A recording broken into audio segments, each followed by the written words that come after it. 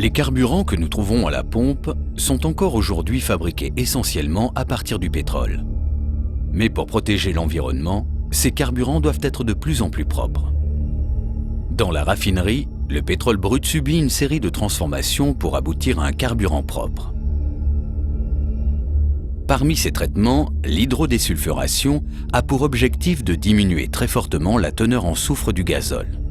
Dans le réacteur de l'unité d'hydrodésulfuration, où règnent des conditions de température et de pression élevées, le catalyseur est au cœur de la réaction chimique.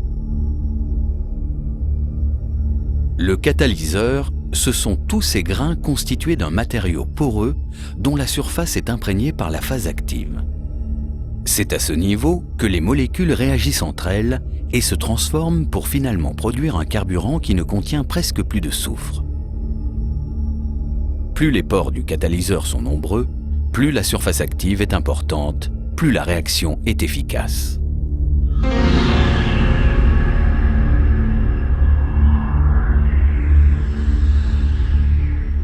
En utilisant la microscopie électronique, on peut voir que le grain de catalyseur est lui-même formé de multiples grains constitués de plaquettes ou nanoparticules dont l'agencement aléatoire génère la porosité. De la composition, de la taille, de la morphologie et de la dispersion de ces nanoparticules, mais aussi de la nature du matériau poreux et de la qualité des interfaces, dépendent les performances du catalyseur.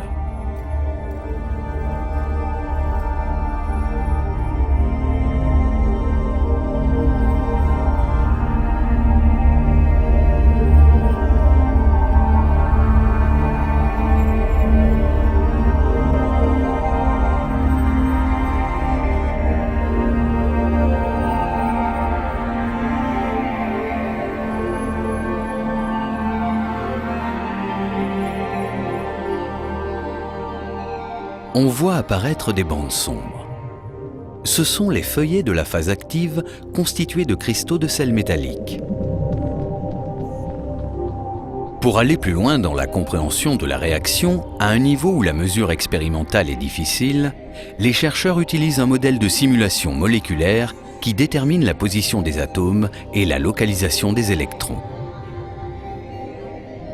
Ce modèle permet de prédire la réactivité chimique du catalyseur avec les molécules du pétrole à raffiner.